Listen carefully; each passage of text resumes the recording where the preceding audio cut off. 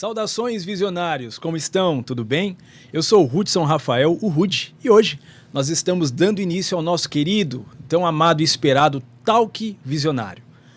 Hoje, na minha frente estão dois convidados amigos. Aqui diante de mim está o presbítero Marcos Santos, juntamente também com o meu querido amigo missionário Roberto Joaquim. A gente vai abordar um tema de suma importância para a igreja, para todos nós cristãos. Então, tudo que vai ser dito aqui certamente faz sentido e se aplica na nossa vida como Igreja de Cristo aqui na Terra. É óbvio que, meus amigos, nós estamos diante de um tema, o extravio da visão missionária, que para muitos põe o dedo na ferida. Para muitos é um tema tão implicante simplesmente pelo fato da igreja perder por algum momento o foco da visão missionária. Quero saber de vocês, quando acontece desse extravio da visão missionária, diga para mim, Marquinho, quando acontece, qual momento acontece um extravio de uma visão missionária numa igreja? Na verdade, existem diversas situações que fazem a gente perder o foco da obra missionária, né? E uma delas, é uma coisa que a gente estava analisando esses dias, é o fato de que algumas pessoas que são envolvidas com a obra missionária, eles verdadeiramente não têm um chamado para aquela área. Então, esse é um dos problemas que a gente tem. Por exemplo, como a gente está falando de obra missionária, a gente pode falar aí sobre duas pessoas ou duas funções que são de suma importância na Igreja de Cristo, né? Que é a função pastoral e esta função de missionário. Né? O missionário ele não foi chamado para pastorear. E o pastor não foi chamado para ser missionário. Essas são duas funções diferentes, se a gente for analisar mesmo ao pé da letra, porque o missionário, uma das funções que essa daqui eu estou abordando, o fato de ser missionário, o missionário vai para o campo envalado da vida e traz as almas para o pastor cuidar.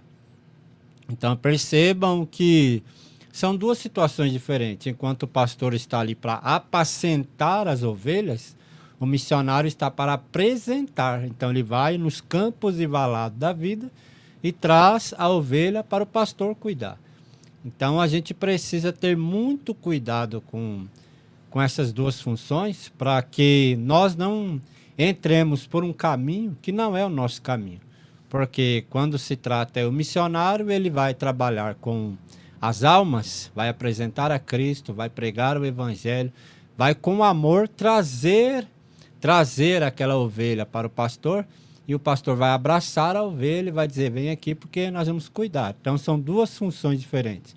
Enquanto o missionário traz a alma, o pastor apacenta. A alma que foi trazida. Não é isso? Isso. Já deu para perceber que a gente já chegou com o pé na porta aqui, né, irmão? Sejam bem-vindos, meus amigos, presbítero Marcos Santos e missionário Roberto Joaquim. Amém. O que é o extravio da visão missionária? Deus, ele tinha um filho, e ele fez desse único filho que ele tinha um missionário. A Bíblia fala que Deus ele amou o mundo de tal maneira que ele deu o único filho que ele tinha para que todos aqueles que nele creem. Então, eu vejo por esse lado, por esse ponto, todos nós fomos chamados para ganhar almas. Talvez você não foi chamado para você ir a um campo, mas você foi chamado para você ganhar sua família, você foi chamado para você ganhar seu filho, você foi chamado para você ganhar seu vizinho, você foi chamado para você falar que existe um Deus. Só um salvo pode falar de salvação. Você é salvo, você foi chamado para você falar de salvação. E quando que a minha visão, quando que começa a vir um extravio dessa visão de salvação? Quando eu não acredito mais na salvação. Quando eu tenho dúvidas, minha conduta de vida ela já não condiz com minha conduta de fé. Porque se minha conduta de fé tiver contrária à minha conduta de vida, eu não quero ser contrariado. Então não adianta eu estar no púlpito falando que existe um Deus que salva, mas fora do púlpito eu estar indo para uma balada, tomar uma cerveja, eu estar fazendo coisas que a conduta cristã ela não pratica. E aí, quando eu estou praticando alguma situação que a minha conduta de fé não está se casando com minha conduta de vida, Condizendo, se casando, entendi. quando eu estou andando por um caminho errado, eu também não quero ser contrariado. E quando eu não quero ser contrariado, eu não vou falar para ninguém que ele tem que ir para o céu, porque eu também já tenho dúvida que eu estou indo para ele. Entendi. Agora, eu queria perguntar para vocês, bater um papo sobre, ainda nesse tema, óbvio, mas uma dúvida que muita gente tem, missão é um departamento da igreja ou é uma essência, um chamado? O que é? Você falou de missão, começa inclusive com você, Roberto. O que é missão? A palavra do Senhor, quando Jesus voltou, ele comissionou seus discípulos. Ele comissionou seus discípulos a ir e ganhar almas e apacentar essas almas. Então, o apacentamento não é apenas para o pastor, mas aquele que foi condicionado aos seus cuidados, você vai apacentar, você vai cuidar. Quem foi condicionado aos seus cuidados? Seu filho, tua mãe, tua esposa, está debaixo do seu teto, está aos seus cuidados. Você, como cabeça da sua casa, como cabeça do seu lar, você vai mostrar o caminho que eles devem ir. Então você também está apacentando dentro do seu lar, você também está cuidando dentro do seu lar. E missão se começa na família, se começa em casa. Não adianta nada eu ganhar o mundo inteiro e eu perder meu lar. Então você vai começar a cuidar do seu lar, daqui a pouco você está cuidando da sua vizinhança, daqui a pouco você está cuidando do seu bairro. Você vai começar a crescer dentro do seu ministério e isso vai expandindo.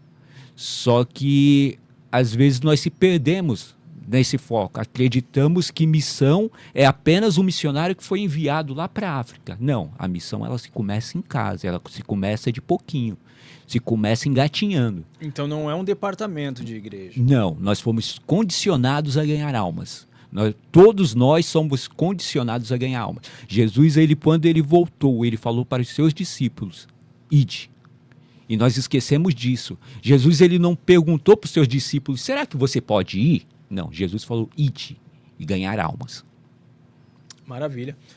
Pastor Marcos, eu já sei a sua resposta, varão.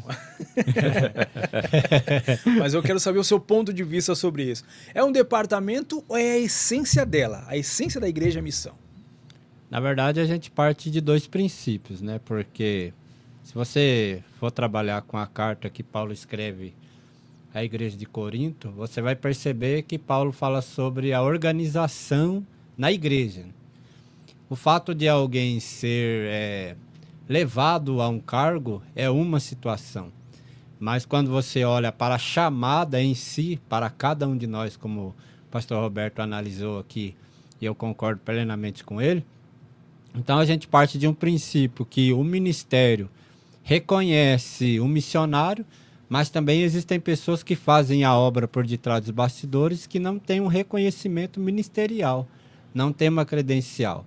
Verdade. Então, é uma tarefa. O que é missão? Missão é uma tarefa que, no caso que nós estamos considerando aqui, que é mais uma parte bíblica. Então, é uma missão que Cristo nos confiou, o qual, tendo uma função ministerial ou não tendo, você deve executá-la, porque o fato de Jesus dizer, ide por todo mundo, ele não disse somente para os discípulos, até porque a palavra de Deus, como nós acreditamos, ela chega até aquele que não tem uma função ministerial. Discípulo pode ser qualquer um que segue Cristo. Isso, que exatamente. Aceita e segue os princípios de Cristo, ok? A gente parte de um princípio que é mestre e discípulo, né? Então, o nosso Cristo é o nosso mestre, logo nós se tornamos discípulo dele também. Então, nós partindo desse princípio que ele deu a ordem dizendo, ide, pregai o evangelho, então nós também temos essa tarefa de anunciar a palavra de Deus a todos aqueles, tendo uma função ministerial ou não tendo uma função ministerial. Que existem pessoas, como eu disse aqui, existem pessoas que nunca vão ter uma função ministerial. Mas quando chegar no dia do tribunal de Cristo, onde nossas obras serão colocadas no fogo para ser testadas, para ver qual foi a intenção, verdadeiramente a intenção do qual eu fiz aquela obra tal, existem pessoas que vão receber galardões maiores do que outros que tinham uma função. Sim. Então a gente tem que ter muito cuidado com isso também. Maravilha. Então não é necessário a pessoa ser consagrada a missionário, né? A missão faz parte, digamos, da essência da igreja que foi fundada ora por Cristo, mas é uma dúvida que muita gente ainda tem nos dias atuais. Para ser missionário tem que ser um grande pastor. Um grande pastor pode ser um grande missionário ou um missionário, mas não necessariamente para se fazer missão e para ser um missionário, você precisa ser um obreiro reconhecido com a sua carteira eclesiástica, com a sua funcional eclesiástica, ok? Irmão Rudy, missões é simples, da mesma forma que o evangelho também é simples. A gente que coloca tabu, a gente que levanta paredes, mas Jesus ele já deixou o evangelho, ele deixou tudo preparado, tudo pronto. A gente que coloca muita barreira falando, eu não posso porque eu tenho que esperar. D.L. Moody, na biografia de D.L. Moody, conta que ele começou pregando em cima de um caixote de feira. Subia em cima do caixote e começava a pregar. E ele ia de casa em casa buscando crianças para levar para a escola dominical. Um belo dia ele estava almoçando junto com um amigo dele, que já era evangelista. E o amigo dele falou, Moody, você precisa ser batizado com o Espírito Santo. Só aí ele percebeu que existia o Espírito Santo. Até então ele não sabia que existia o Espírito Santo e que ele poderia ser batizado com o Espírito Santo. Mas ele já tinha ganhado quase 2 nações para Cristo. 2 nações. D.L. Moody ganhou 2 nações inteiras para Jesus. Mas só quando ele estava quase ganhando a 2ª nação, ele descobriu que existia o batismo com o Espírito Santo. Então nós não precisamos de muito, nós precisamos ir. Nós precisamos dar um passo. Nós não precisamos de muita coisa. Jesus já deixou tudo pronto. Eu tenho muito receio quando eu começo a colocar empecilhos para me fazer a obra. Porque pode ser que eu esteja maquiando algum defeito meu, algum erro meu para me poder fazer a obra. Pode ser que minha timidez, eu não vou porque eu sou tímido. Eu não vou porque eu gosto de ir para a festa, então de repente eu vou entregar um folheto de dia e à noite o irmão pode me ver na festa. Ou eu posso entregar o folheto para uma pessoa que ela me viu bebendo ontem no bar. Ou ela me viu comprando uma bebida dentro do mercado. Justificativas para não fazer missão. Mas tem, infelizmente existe. Então, o evangelho ele precisa condizer com o seu estilo de vida. Para mim, falar de Cristo, eu tenho que viver Cristo. E para isso, eu tenho que ter convicção. Qual que é o caminho que eu estou entrando? Verdade. Na onde que eu quero chegar?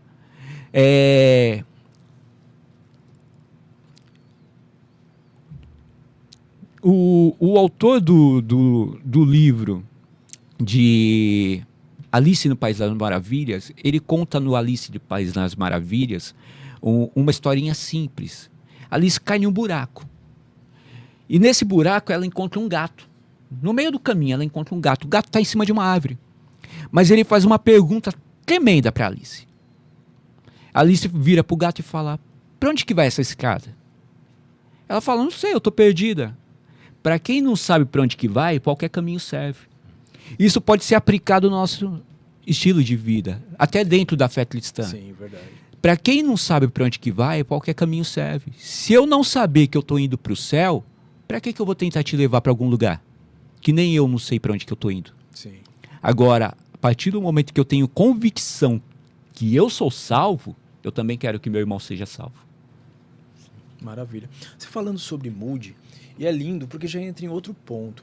Vocês observam, o Marquinho está aqui e há de concordar comigo. Você vê, Moody, ele, sem conhecer o batismo com o Espírito Santo, alcançou tanto. A igreja hoje está cheia de gente cheia do Espírito Santo. Mas para quê? Eu tenho certeza que o Marquinho vai definir bem o motivo pelo qual Cristo te batiza com o Espírito Santo. Fala um pouquinho sobre isso. Essa é uma pergunta que já me fizeram várias vezes. Inclusive, eu e a minha namorada estávamos conversando sobre isso esses dias. Um dos fatores que faz Jesus nos batizar no Espírito Santo é o fato de que seremos revestidos de poder. Mas o fato de você falar em outras línguas não significa, lógico, o fato de alguém não falar em outras línguas não significa que a pessoa não tenha o Espírito Santo. Porque a gente parte de um princípio, e é um princípio errôneo, que é o fato da gente achar que o Espírito Santo entra em nós quando nós aceitamos a Cristo. Na verdade, o Espírito Santo entra em nós quando ele nos convence de que nós devemos ir a Cristo. Verdade. Que a Bíblia fala que ele nos convence do pecado, da justiça e do juízo. Então ele vem, fala conosco e a gente aceita Cristo como Salvador e o Espírito Santo entra em nós e muda nosso estilo de vida. Sim. Tem muita gente que parte desse princípio. Se eu for batizado no Espírito Santo, então eu vou fazer a obra missionária. Mas a gente tem que analisar uma coisa, não é o fato de ser batizado no Espírito Santo e falar em outras línguas que vai nos enviar para o campo, porque nós já estamos no campo. É bem louvável a fala do pastor Roberto. Tem gente que foge por causa de alguma situação da vida, por causa de alguma fraqueza, debilidade, timidez e tal, e quer fugir. Mas ele já está no campo, porque o campo aqui, como nós já estamos discutindo, o campo começa em casa. Verdade. A gente parte desse princípio, ninguém nasceu na rua. Você nasceu no hospital, logicamente, você foi levado para um lar. Aí você começou a se desenvolver lá. E quando Deus nos chama, ele nos coloca, estabelece num lar. Então, quando Deus nos chama para a obra, ele nos estabelece em um lugar. Embora você, às vezes, vai fazer obra missionária para outros países, em outras cidades, e assim por diante, mas você está estabelecido em um lugar. E quando você está estabelecido ali, o Espírito Santo já vai fazendo com que você comece a trabalhar ali onde você está. Porque eu estava dizendo esses dias para um irmão que disse assim, nossa, quanto tempo faz que você está nessa caminhada e quanto tempo faz que você foi levado ao presbitério? Eu disse para ele, eu já estou trabalhando desde 99 na obra de Deus, pregando, evangelizando, fazendo alguma coisa para Deus, entendeu? Então, antes da gente chegar numa determinada função, que a gente está falando aqui sobre um missionário, antes de nós sermos um missionário, antes de levarmos a palavra para alguém com poder e autoridade, a gente tem que fazer antes. Entendeu? Antes mesmo de ser batizado no Espírito Santo, como é o fato que a gente está falando aqui, sim, antes mesmo da gente falar em outras línguas, preguemos o Evangelho. Porque às vezes o fato de você anunciar e a maneira com que você fala vai fazer as pessoas se converterem dos seus maus caminhos, chegarem à presença de Cristo. Depois que você for batizado no Espírito Santo, vai ser uma cereja do bolo. Então, apenas. Concordo. Então, Moody, ele descobriu a essência do Espírito Santo, do batismo com o Espírito Santo, estou certo? Mas antes ele já fez uma grande obra com base no que o pastor Marcos, o presbítero Marcos está falando aqui agora. E o que é lindo é que tudo que ele podia fazer como homem, ele fez. Isso não quer dizer que o Espírito Santo, com base no que o presbítero Marcos disse, já não estava influenciando nas atitudes e atividades missionárias de Moody, mesmo sem o batismo com o Espírito Santo. Agora, dotado do batismo de Atos 2 com o Espírito Santo, a gente entende que, na verdade, este é condicionado com essa potência, com essa autoridade, com essa unção do batismo, estamos falando dele, para você desempenhar melhor, numa proporção maior, de repente, com mais eficácia, essa obra missionária. Estou certo, Roberto? Sim, irmão Rudy, quando nós começamos a analisar, nós começamos a olhar um pouco para o passado, e não precisa nem tão longe assim, nós começamos a analisar que Deus não muda. Mas o homem sim, o homem muda, o ser humano muda. Mas o mesmo Deus que levantou no passado, ele ainda é o mesmo Deus para levantar no presente. Ele é o mesmo Deus que capacitou no passado, ele é imutável, ele continua sendo o mesmo Deus para capacitar no presente. O que ele precisa? Ele precisa de um coração disposto aí. Porque o ID já foi dado. O ID já veio do Evangelho. ID pregai. Independente para onde que você vai. Você descobrir na onde que Deus te quer, aí é outro caminho, que ele vai te mostrar no meio do caminho. Ele não vai te mostrar enquanto você estiver sentado, mas ele vai te mostrar, ele vai te capacitar na trajetória e ele vai te mostrar onde que é o centro da vontade dele para a sua vida enquanto você estiver andando. Não quando você estiver parado esperando um sinal milagroso vindo do céu. E nós olhamos um pouco para o passado e nós vamos entender isso. O mesmo Deus que levantou D.L. Moody é o mesmo Deus que levantou Spurgeon. É o mesmo Deus que levantou Billy Graham. É o mesmo Deus que levantou diversos homens na Bíblia, inclusive Paulo, que já foi citado aqui. Mas estes homens, eles se propuseram a fazer. Eles não descobriram o que queriam fazer antes de dar o primeiro passo. E o primeiro passo é nosso. Só que nós colocamos empecilhos. Nós damos desculpa para não fazer. Quando Deus me batizar com o Espírito Santo, eu vou fazer. Mas o Espírito Santo, ele é uma ferramenta, é uma pessoa que vem nos ajudar no meio da caminhada. Ele não vem nos ajudar enquanto nós estamos parados. Ele vem nos ajudar enquanto nós estamos andando. Sim. E ele vai sondar o quê? Que a Bíblia fala que continua sendo sondado. Os nossos corações. A Bíblia fala que na onde tiver seu coração, aí vai estar seu tesouro. Jesus, ele não vai me capacitar para me ficar milionário, porque hoje tem gente que pensando que vai ficar milionário com o evangelho. Distorce a cena missionária. Quando Jesus me capacitar, quando eu ter muito dinheiro, eu vou fazer missões. Jesus não precisa do meu dinheiro, nem do seu dinheiro. Jesus precisa do seu coração voluntário a ele. No meio do caminho, se for precisar de dinheiro na obra, o dono da obra te dá dinheiro. Traz recursos. Traz recursos. Eu creio em um Deus que capacita. Sim. Independente da área que você precisa ser capacitado. Se você precisar de estudo, ele vai abrir a porta para você se capacitar melhor, para você estudar. Se você precisar de recurso, ele vai enviar recursos como ele enviou para o irmão André. O irmão André precisava de recursos para comprar mais Bíblias. E ele mandava recursos para o irmão André comprar mais Bíblias. Maravilha. E diz no livro O Contrabandista de Deus que André, logo quando ele se converteu, ele ainda fumava. Só que ele descobriu que se ele parasse de fumar, ele teria mais recursos para comprar mais Bíblias. E o que ele fez? Parou de fumar. Não porque ele acreditava que era pecado, sim, mas porque ele acreditava que ele iria ter mais dinheiro para comprar mais Bíblia. E olha aí, a Portas Abertas hoje é mundial. Missão Portas Abertas, muito conhecido. Portas Abertas é mundial. Por quê? Jesus achou um coração desprendido até dos valores financeiros para poder levar o evangelho dele. André se lançou e Jesus, ele fez essa missão virar mundial. Ele precisa que eu e você se lance. Ele precisa que eu e você tire os impedimentos que nós mesmos colocamos na nossa vida para ele poder falar, agora é comigo.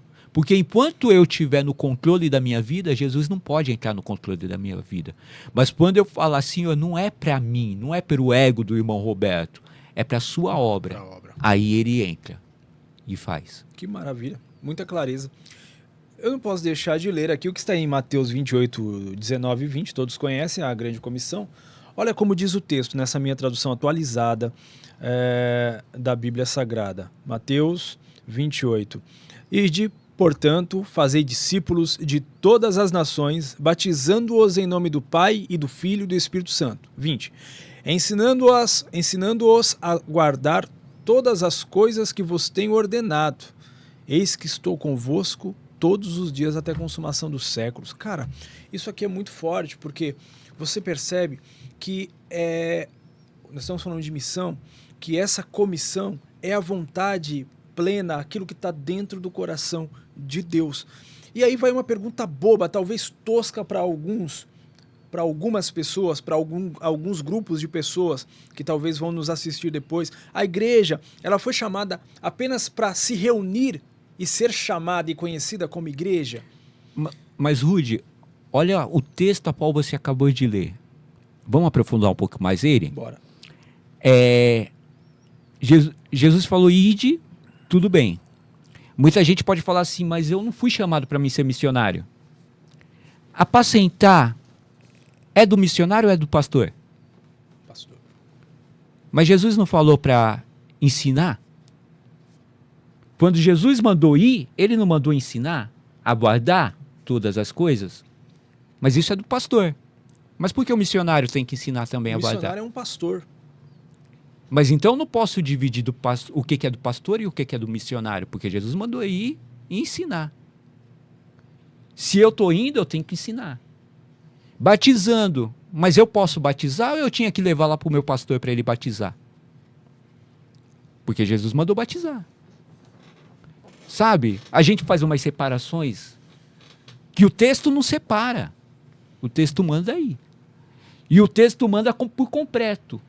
Ide, ensinai a guardar, mas eu também só posso ensinar a guardar se eu estiver guardando.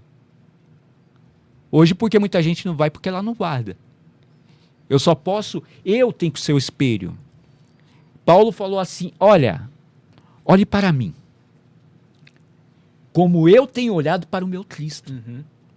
O que é o perigo hoje? Muita gente não quer ser olhado. É. Olhe para ele, mas não olha para mim. Faça o que eu digo, mas não faça o que eu faço. Isso não existe, isso é mundano. Não, olha para mim, eu estou fazendo. Eu estou guardando. Olha para mim. Como Cristo me ensinou, eu estou fazendo. E eu vou te ensinar a fazer da forma que o meu Cristo me ensinou. Hoje muita gente não quer, porque muita gente não quer ser o espelho. Em primeiro lugar, nós temos que ser o espelho. Em primeiro lugar, nós temos que guardar. Em primeiro lugar, nós temos que estudar as Escrituras. Sim. Porque se eu estiver guardando, eu não vou ter receio de ir lá fora levar e alguém apontar o dedo para minha cara e falar, mas você está errado. Por que eu estou errado? Porque eu estou guardando as Escrituras, a Escritura fala isso. Aí você vai ter autoridade para você sentar e abrir a palavra e meditar na palavra com essa pessoa, independente da religião, independente do clero, porque Deus levantou homens tremendos no passado, como Spurgeon, como Moody, como o irmão André,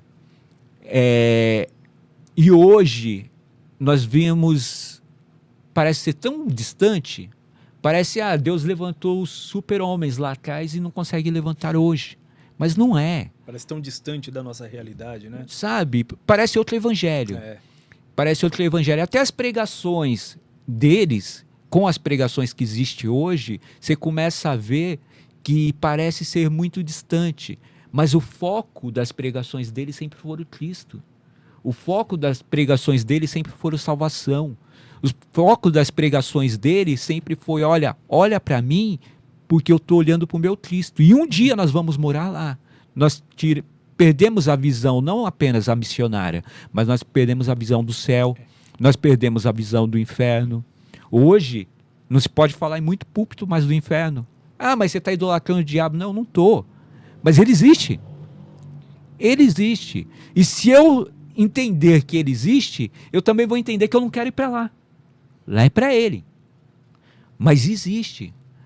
E eu também tenho que falar para os perdidos que estão se perdendo aí fora, não ir para lá. Como os nossos pregadores do passado falavam. Olha, não vai. Spurgeon falava, se um pregador for para o inferno, que ele tenha que pular por cima dos nossos corpos para entrar lá. Mas vamos continuar pregando. Muito forte isso, muito forte. Vamos continuar pregando. Hoje nós não queremos pregar, nós não queremos nos expor. É por isso que a igreja está mais se reunindo em si do que saindo para fora, chamados para fora, né? Que é o termo eclésia no grego, se não me falha a memória, Sim. é chamados para fora. Certo, Marquinhos? Certo. Eu quero que você comente sobre isso. Eu sei que você tem alguma coisa para falar. O Marcos, toda vez que o Roberto fala alguma coisa, A gente fica de olho. eu já ia mudar de assunto, mas eu quero ouvir o seu ponto de vista sobre isso também e voltamos para o Roberto. Então, se a gente trata esse assunto, é um assunto um pouco complexo em relação ao conhecimento teológico, né? Eu sempre parti de um princípio, depois que eu comecei a analisar com mais ousadia, podemos assim dizer, a palavra de Deus, a gente parte de um princípio que o conhecimento teológico é uma coisa e o conhecimento bíblico é outra. Porque a maioria das vezes a gente vai se basear naquilo que o teólogo fulano falou, né? A gente parte desse princípio, principalmente na área teológica. Mas o fulano falou, o ciclano falou. e falou e falou. Aí se a gente for analisar na Bíblia, eu tento trabalhar um pouquinho com pessoas que têm conhecimento de grego e hebraico, né? Por isso que a gente às vezes tem facilidade de tratar alguns assuntos. Então, se a gente parte desse princípio bíblico, a gente vai perceber que nossas reuniões está sendo somente para nós. Boa. Somente para nós. Porque aí, hoje é domingo, vou tomar meu café, vou adiantar as coisas, porque à noite eu vou para o culto, que o pastor vai pregar. Mas e a sua tarefa? Como estamos partindo aqui de um princípio missionário, e a sua tarefa missionária? Você não foi no mercado? Ah, fui. Teve a oportunidade de falar de Jesus para alguém? Tive. Falou? Não. Fiquei com vergonha. E existem diversas coisas. A gente entende, até porque algumas pessoas são vergonhosas, são tímidas, e às vezes elas não dão mau testemunho, mas são por causa do caráter delas, que são introvertidas. Mas a gente parte de um princípio que uma brecha abriu, coloca Cristo na conversa. E às vezes a gente pode dizer, a nossa reunião é mais uma reunião na igreja, e quando a gente tem a oportunidade de falar de Cristo na rua, nós não falamos. Aí quando chegamos no culto, o pastor dá a oportunidade, a gente arrebenta a boca do balão. Verdade. Falamos de Jesus, logicamente que a igreja tem que ser edificada, tem, mas existem muita gente que precisa ser edificada, que está com o seu fundamento destruído lá fora, e quando a gente tem a oportunidade de falar com ele a respeito daquele que restaura, que no caso é Cristo, Cristo tem poder para restaurá-los, nós não temos esta ousadia de falar. Eu lembro de uma situação que eu estava saindo de um restaurante que eu fui comprar uma marmita, e na hora que eu entrei, uma moça me pediu R$2, né? E quando eu saí, que eu fui dar os R$2 para ela, ela pegou na minha mão e apertou com força a minha mão. Eu falei, meu Deus, vai quebrar minha mão. Aí ela pegou, olhou para mim e falou assim, você não vai falar o que a maioria dos crentes falam para mim? Eu falei, não, mas o que a maioria dos crentes falam para você? Cuidado com o meu dinheiro. Olha a oportunidade que eu tinha de falar de Jesus para ela. E se eu vou pela cabeça do que ela me disse? Você não vai falar? Eu peguei e perguntei para ela assim, a resposta dela vai definir o que eu vou falar, né? Aí eu peguei e falei assim para ela, o que a maioria dos crentes dizem para você? Ah, meu dinheiro é santo, se você gastar com droga, se você gastar com bebida, Deus vai te pegar. Eu falei, não, minha filha, eu não preciso ser sem educação com você a esse ponto. Mas aí eu peguei e comecei a falar com ela a respeito da Bíblia, né? E quando eu saí, ela ficou lá assustada, olhando para mim. Eu entrei dentro do carro com o rapaz que tinha me levado lá e fomos embora pro serviço. Ela ficou parada olhando assim, porque eu já dei uma resposta mais pro lado da alma, da necessidade da alma, sim, do que mais para a necessidade física, no caso, sim, que ela queria o dinheiro. Então percebam o quanto que a gente está, como o pastor Roberto disse aqui, nós estamos se distanciando de uma realidade. E o pastor Roberto sabiamente disse algo aqui, que eu analiso isso. Rapaz, se nós temos um bom conhecimento bíblico, temos um bom exemplo cristão, vivemos uma vida de oração, jejuamos e temos uma vida com Deus de verdade, rapaz, coisas extraordinárias acontecem no ministério que Deus nos confiou. Mas a questão hoje é que nós estamos arrumando desculpas. Entendeu? Muitas desculpas. E todo mundo quer arrumar desculpa, a verdade é essa, né? Nós temos os profetas maiores, Ezequiel, Jeremias, Isaías, cada um queria arrumar uma desculpa. Cada um ofertou uma desculpa. E aí Deus vem e fala, a sua desculpa é essa daqui, então toma aí uma brasa de fogo aí no seu lado, né? Aí Deus purifica Isaías, aí também o Ezequiel, Senhor, mas eu estou aqui no cativeiro, então eu vou te mostrar a minha glória, só para você ver que cativeiro não muda o que eu tenho com vocês, né? E também tem a situação de Jeremias, eu sou uma criança, Senhor, não, o que eu colocar na sua boca, você vai falar. E aonde eu mandar você ir, você irá, né? Então, todo mundo quer dar uma desculpa. Mas se a gente colocar a desculpa de lado e falar, não, agora o chicote vai estralar mesmo. Agora eu quero firmar um compromisso com Deus. Você vai ver como que as coisas começam a acontecer com mais clareza. E aí, no caso, no trabalho missionário, como que as almas vão chegando e vão querer, uma expressão que a gente usa, vão querer colar na gente, porque a gente tem a palavra de vida. Que eles precisam. A gente tem a palavra de vida para essas pessoas. Mas, infelizmente, parece que ultimamente nossas palavras são palavras de morte. Meu irmão, você já percebeu que os maiores eventos estão dentro de templos das igrejas? Os maiores eventos que a própria igreja faz são dentro de templo. Você já percebeu isso, Roberto? Por exemplo, grande conferência profética dentro do templo. Até as conferências de nome missionárias dentro do templo. Os chamados para fora parece que não está sendo cumprido. Geralmente, nós colocamos muita energia naquilo que é visto. Geralmente Isso é forte. nós colocamos muita energia naquilo que é visto.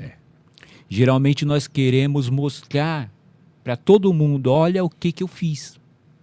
E não olha o que Jesus fez. Sabe? Porque nós temos templos imensos e às vezes é gastado uma vida para levantar um templo na onde caberia 10 mil pessoas, que minha igreja não sai para fora e eu não tenho 1.000. Mas cabe 10 mil. Mas eu não vou para o campo. Mas eu gastei uma vida para me levantar esse templo. Porque é visto. A vizinhança vai ver, a vizinhança vai falar. E perdoa-me falar, mas é o irmão fulano de tal que fez o templo. É um memorial. A gente está criando memoriais. Mas memorial para o homem. Para o homem. Memorial para mim. Eu fiz. Não é Jesus que fez. Saudoso pastor fulano de tal. Só que, por que nós não fazemos memoriais para Cristo? Porque nós não investimos a mesma energia. Sabemos que o Brasil ele tem um chamado tremendo missionário. Por que o dinheiro que é gasto no templo não é mandado para a África? Por que nós não gastamos essa energia... Você parar de falar, senão vão cortar a gente quando esse vídeo for pro ar.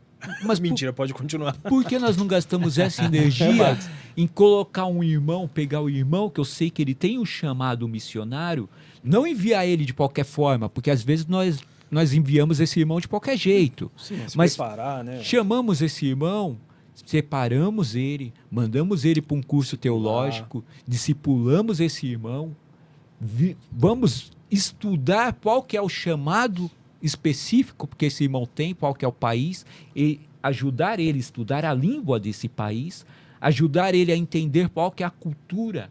Um dos maiores choques que um missionário tem quando ele chega lá fora de qualquer forma é a alimentação. Às vezes ele vai para lá, tem país que não come arroz e feijão, nós comemos arroz e feijão todo dia. Imagina o choque que é você chegar em um local onde não é servido arroz e feijão. Você chegar lá, a comida você não se adapta. Você tem que comer o que tem, né? Mas você foi lançado. Você caiu praticamente, português, claro. Você caiu de paraquedas. Mas por que nós não separamos e, em vez de nós investir naquele templo, nós investimos naquelas pessoas? Sim, ainda tem missionário caindo de paraquedas. Ainda tem. Ainda tem missionários sendo largado no campo sozinho. Ainda tem. Isso eu tenho certeza. Ainda tem família de missionário passando fome lá fora porque foi abandonado por uma igreja lá fora. E os ainda memoriais construídos para os homens. Infelizmente ainda tem. Aí nós pegamos aquela desculpa de falar, se ele foi chamado, Jesus vai capacitar ele lá fora. Peraí. Não, a gente abre mão, a gente quer justificar. Eu estou justificando o meu erro. Nosso erro, porque né? se você foi chamado e você está debaixo da minha cobertura, eu sou responsável pela sua vida e da sua família. Eu não posso te soltar lá fora de qualquer forma. Isso é negligência com aquilo que Deus colocou na minha mão. Se Deus colocou sua família na minha mão, eu sou responsável pela sua família. Sim. Se eu te mandei lá para fora, eu continuo sendo responsável por ela. Eu tenho que te telefonar, saber como que você está, saber sua necessidade, e na hora que eu te mandar lá para fora, eu tenho que continuar sabendo que eu tenho que mandar um valor X por mês lá para suprir as suas necessidades. Não é colocar a culpa em Jesus, porque eu estou colocando a culpa nele. Se ele voltar com uma mega igreja de lá, deu certo. Se ele morrer lá fora, Deus não era na vida dele. Não, irmão, não é assim. É complicado. Agora, em vez de eu investir apenas no que minha igreja está vendo, onde que os irmãos estão vendo ser investido, não, tem que ser sim separado o valor mensal para mandar missionários lá para fora. Porque senão eu não acredito naquilo que Jesus ele falou. O ir de pregar é dele. O ir de ser enviado é dele, não é meu. Foi ele que mandou. Eu só estou cumprindo aquilo que ele mandou. Ele mandou ir fazer. Às vezes nós não entendemos porque a visão missionária Era uma visão de fé. E nós ainda continuamos sendo uma igreja carnal. Nós continuamos acreditando naquilo que nós podemos tocar, naquilo que é palpável. Sim. Não, é de fé. Eu vou te enviar. Você vai pregar. Se vai gerar fruto enquanto você estiver vivo, eu não sei. Pode ser que daqui 20 anos vai me aparecer fruto de você ter ido para lá hoje. Pode ser que você vai colher. Talvez uma pessoa que você entregou um folheto ou você falou de Jesus lá, você vai passar a sua vida inteira e não vai ver ela salva. Talvez você vai passar a sua vida toda lá fora e você não vai ver o resultado daquilo que você fez lá fora. Mas um dia vai vir a colheita. Porque nós estamos aqui apenas para semear. Nós não estamos aqui para fazer a colheita. Uhum. Nós vamos semear, vamos lançar uma sementinha. Quem vai dar o crescimento, Deus. Quem vai regar é o Espírito de Deus, não é nós. E a igreja, ela quer muito aquele negócio momentâneo, de falar o miojo, né? Eu vou lançar e olha, 5 minutos depois, mostrar para a igreja, tá aí, ó. Mas não é assim. Eu estou 23 anos no Evangelho, eu preguei durante 23 anos que eu me converti para um amigo meu que eu enterrei ele sábado. Uhum. Eu preguei durante 23 anos, falando para ele, eu ia pregar, irmão, tô indo pregar, vamos comigo? Às vezes ele ia, e eu falava, hoje ele vai levantar para aceitar Jesus, ele não levantava. Hoje vai ser o dia dele, e ele não levantava, filho de pastor. Uhum. Aí a mãe dele, líder do ciclo de oração há anos, e eu querendo ver ele levantar, mas eu não vi. E no enterro dele no sábado, quando eu fui enterrar ele, a mãe dele falou para mim, filho, mas o fulano, no leito de morte, ele aceitou. Amém. Ele se reconciliou. E chegou todo o setor, chegou uma parte do setor 3 da Belém, para fazer o culto fúnebre, e todos os pastores que tiveram uma oportunidade falaram a mesma coisa. O irmão fulano fez as pazes com Cristo antes de ir embora. Eu não vi ele da forma que eu queria ver ele. Eu queria ver ele em um púlpito, pregando, dividindo o púlpito conosco. Mas eu não vi, eu não tive esse privilégio. Mas eu tive o privilégio de saber que ele morreu salvo. Sim. Ele partiu para o Senhor salvo. Então, nós temos que ter a maturidade de entender que nós só vamos lançar semente. Quem vai dar o crescimento ainda é Jesus. Não existe um sermão perfeito na obra missionária. Eu lembro que se não me engano foi Jonathan Edwards que pregou Pecadores nas mãos de um Deus irado. Para aquela ocasião foi perfeito esse sermão. Mas não é todo lugar que a gente pode pregar um sermão como esse. O mesmo sermão que o irmão está falando, alguns anos mais tarde, foi um grande evangelista também, pegou o mesmo sermão, foi pregar e não aconteceu nada. Mas não é o sermão, é a vida da pessoa. E também tem a questão... Deus, ele te dá uma mensagem, Rudy. Se eu pegar a mesma mensagem, dar uma roubadinha santa no seu caderninho de esboço, pegar a mesma mensagem sua e for pregar dentro do meu ministério, não vai acontecer nada, porque a mensagem Deus deu para você. Mas você também não acha que isso envolve, mas também o momento da igreja ou o momento do receptor da mensagem também está envolvido no resultado? Não, eu acredito que é específico para a pessoa. A mensagem foi dada para alguém. É intimidade com Deus. Particularidade, entendi. Você viveu para você escrever aquilo. Você passou para você escrever aquilo. Tem espinho na sua carne que é sua. Eu não passei por você. Tem coisas que Deus ele permitiu você viver que é sua. É particular seu. Particular. Eu não posso pegar uma coisa que Deus deu para você e eu tentar aplicar na minha vida. Eu não vivi, eu não sei o tamanho da cruz que você carregou. Eu não sei quantas lágrimas que você derramou no seu quarto para você escrever aquilo. Verdade. Eu não sei o tamanho da dificuldade, quantas vezes você falou para Jesus no seu quarto, eu vou entregar a obra. Eu nunca mais subo em um púlpito para pregar, porque nós passamos por isso. Ah, sim. Quantas vezes você passou e você fala, é a última mensagem que eu entrego. E Deus ia te dar uma mensagem forte, e eu tentar roubar essa mensagem e subir no púlpito, que eu não vivi nada. Eu não passei nada, eu não derramei uma lágrima. Eu só vou colar aquilo que eu vi que deu certo na sua vida. E não vai funcionar. Antes de passar para o Marquinho, é uma coisa tão relevante esse assunto, mas é tão complexo, como o próprio Marcos falou. Uma coisa gruda em outra e então o assunto vai se estendendo. Mas ainda aqui sobre missão, Roberto, você tem um vínculo com algumas casas de recuperação, certo? Sim. O que você faz exatamente? Eu sou diretor de uma casa e ajudo a manter algumas outras casas. Maravilha. Não é para enaltecer o homem, né? Óbvio. Mas eu estou perguntando isso, eu como seu amigo, eu não sei exatamente a função, mas eu sei que você lidar com pessoas diferentes e em um estado terrível de saúde. Como é esse impacto? Como é esse tratamento? Como é um diálogo com o interno destes? Cada pessoa é uma pessoa. Mensagens, contextos diferentes. Você se colocar no lugar da pessoa. Em primeiro lugar, o diabo ele não sabe amar. O amor ele veio de Deus, ele é de Deus e Deus é amor. O diabo é um ser louco, um espírito louco, ele não sabe amar. Você confunde ele completamente quando você perdoa. A pessoa vai, pisa no seu calo, pisa no seu pé, te humilha e você libera perdão sobre essa pessoa. Você confunde completamente o espírito caído. Porque ele acredita que você deveria revidar.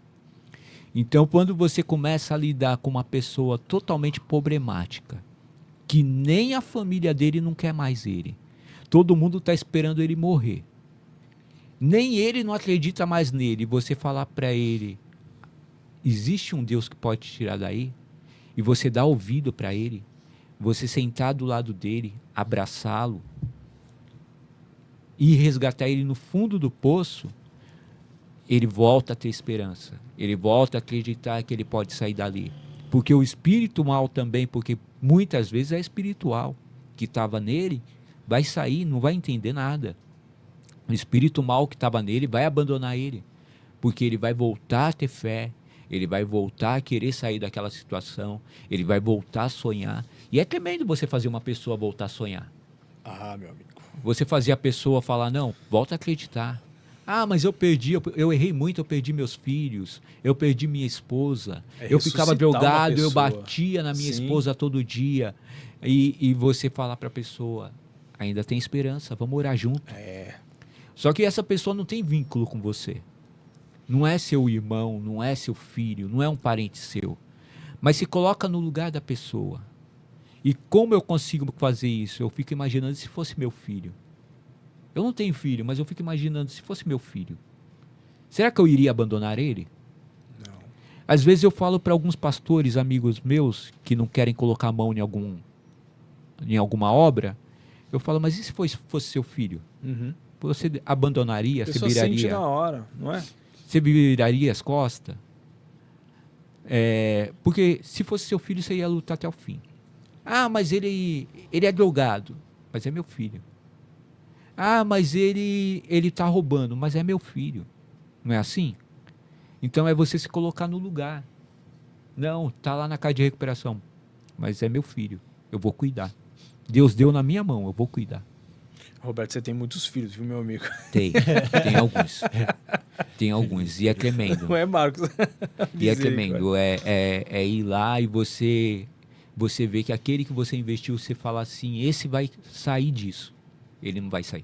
Gente, desculpa te interromper, mas você que está assistindo a gente, só para você saber quem está falando comigo aqui hoje. Qual era o seu apelido no mundo? Lepra. Qual era o seu apelido no mundo? Lepra. Lepra. Você está entendendo, pastor Marcos? Então, assim, você vê de corpo presente, de forma visivelmente nítida a transformação.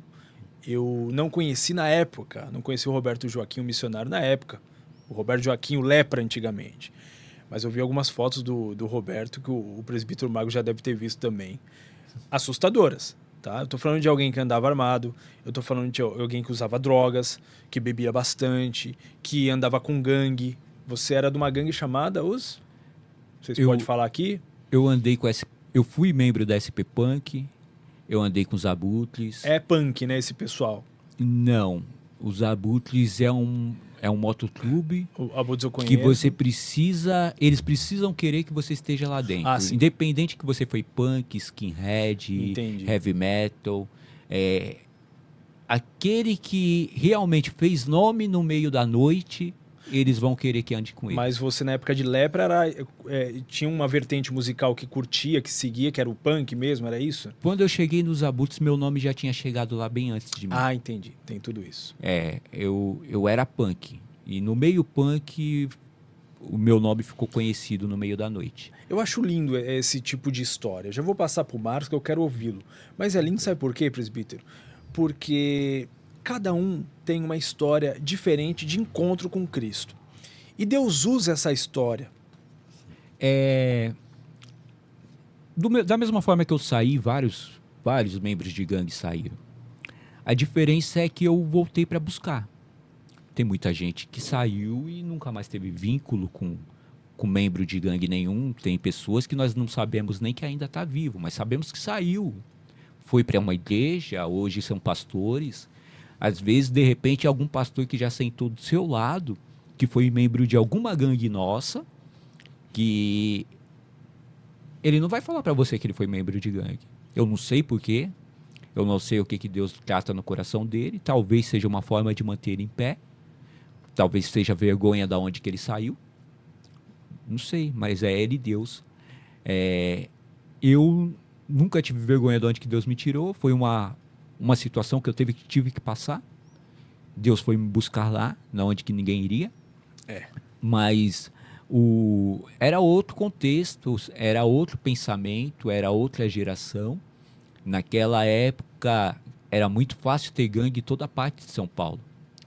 Era muito fácil, tinha punk espalhado para todo canto, tinha skinhead para todo lado, tinha motoclube, tinha os Abutres, que era um dos maiores, que era o maior que tinha dentro do Brasil, e tinha a Hells Angels, que era de fora, que estava aqui. Então, hoje, você fica olhando um pouco para trás, você vê que Deus foi me resgatar, mas teve muitos que teve um nome maior do que o meu até. Teve pessoas que Deus também tentou resgatar, que ele não quis vir, não deu ouvidos, se perdeu lá fora, veio a falecer no meio da briga, e briga tinha todo dia, confusão tinha todo dia naquela época. Só que o pecado, ele cansa. Roberto, o que você está fazendo no Evangelho? Jesus resgatou, ele foi buscar. E como eu já te falei, o pecado cansa. É legal quando você está com 30 amigos, 40 amigos, 100 amigos no meio da noite. Mas quando você chega de manhã e você coloca a cabeça no travesseiro e aquela brisa da cocaína está indo embora, aquela euforia do álcool está indo embora, você começa a lembrar que você quer sair daquilo. Quando você está sozinho, é você e Deus. Quando você está dentro de um quarto e você fala, nossa, mas a noite de ontem não foi legal. E você saber que você machucou alguma pessoa, porque uma briga de gangue não é um conto de fadas. Uma briga de gangue, você vai ver pessoas morrendo na sua frente. O que nós tínhamos mais medo, eu falo da minha parte, era encontrar uma gangue adversária em cima de um viaduto. Porque alguém ia cair. De um lado ou de outro. Sempre acontecia isso. Alguém ia ser jogado para baixo. Então, o que nós tínhamos medo era encontrar, porque era mais ou menos uma torcida do São Paulo encontrando uma torcida do Corinthians em cima de um viaduto. Imagina. Então, não é um conto de fadas. Você olhar para trás e você falar assim, não, foi legal, mas não foi. Nós perdemos muitos amigos, que era como fosse irmão. São dois extremos, né? Do ódio, porque era um grupo de ódio, para o amor, quando houve o encontro com Cristo. Marquinho. Eu vou continuar em cima da fala do pastor Roberto aqui sobre... À vontade. Sobre eventos. A gente tem um problema muito sério no Brasil, que é a questão da instrução, né? Nós não somos bem instruídos, na igreja brasileira. Eu falo em todos os âmbitos. Não estou falando nada a respeito de culto de ensino, não nesse sentido, mas estou falando da instrução propriamente dita, né?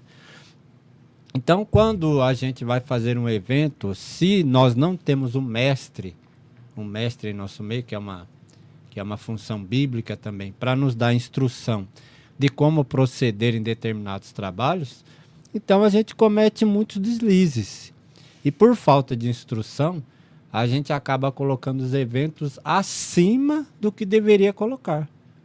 Entendeu? Então, os eventos no Brasil, eles deveriam ser feitos, principalmente aí, deveriam ser organizados com uma visão, primeiro, vamos adorar a Deus, vamos louvar a Deus, vamos engrandecer a Deus. Primeiro de tudo, é Deus presente. Nosso culto em um evento tem que ser direcionado a Deus. Em segundo lugar, no evento nós temos aí essa característica, que é o fato de que a pregação, porque tudo isso daí partindo de um princípio da instrução, o instrutor, ele vai nos dar aí tempo para você orar. Ore, chama uma equipe, faça oração pelo evento, para que eu possa salvar, para que eu possa batizar, para que eu possa fazer algumas coisas. No caso, eu estou falando aqui em nome de Deus, né? Deus dando a coordenada para o líder fazer determinados trabalhos. Para quê? Para que haja uma manifestação verdadeira de Deus no trabalho específico. Certo. No caso, nós estamos falando aqui um trabalho de missão. Um trabalho de missão, então, nós seríamos instruídos, essa instrução nos falta, nós seríamos instruídos, primeiro, Deus tem que estar presente, tem que ser louvado. Tudo que é feito no trabalho específico tem que ser direcionado a Deus. Segundo, nós devíamos ser instruídos de que as pessoas virão a Cristo. Nós devemos olhar, observar elas, conversar com elas, porque a gente tem um problema hoje, principalmente na igreja que eu faço parte há quase 40 anos, que é a Assembleia de Deus. Se alguém aceita Jesus como Salvador, nós nem pegamos o nome da pessoa. Ela vem hoje, aceita Jesus como Salvador. Nós tivemos um trabalho específico, eu não sou de falar isso, mas eu lembrei, tivemos um trabalho específico na igreja do qual eu faço parte o ano passado, e nós tivemos aí a salvação de 7 almas. As almas foram lá na frente e ninguém pegou o nome. No final da história, onde estão as 7 almas? Então, se a gente fosse instruído, tivesse uma instrução mais pesada, podemos usar essa palavra, uma instrução mais pesada em cima disso, então os nossos eventos, eles iriam para outro sentido. Não iria para o sentido de alavancar o homem. Uhum. Porque a gente está por aí, a gente percebe, quando você vai fazer um evento, você traz um pregador de renome, aí o que você vê quando você, principalmente se o evento for fora da igreja? Vamos colocar, o evento é numa escola. Quando você chega na escola, já está lá o banner com o nome do fulano de tal que vai pregar. Verdade. Eu estou ministrando um estudo numa igreja de um amigo meu aqui no Elisa Maria, e nós estávamos falando a respeito da igreja de Laodiceia. Jesus está para o lado de fora da igreja. Existem igrejas que já colocaram Jesus para o lado de fora. E isso é preocupante.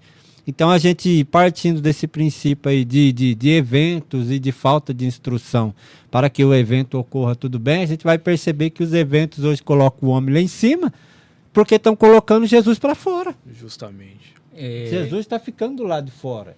O foco excessivo em pessoas e em estruturas, né? O problema é quem é o dono do evento. E para que eu estou fazendo esse evento? Porque se eu começar a fazer um evento apenas voltando para o fato festa, eu volto a ser um clube. Eu não sou uma igreja, eu sou um clube. Eu vou fazer uma festa específica para os meus convidados. E quando você faz uma festa para os seus convidados, você não quer ninguém penetra. Você não quer que ninguém venha, abre o portão, entre e vai mexer na sua geladeira. Justamente. Você quer seus amigos. Só que os amigos são meus ou são de Jesus? A festa é de quem? A festa é minha? É da minha igreja? É a minha praca?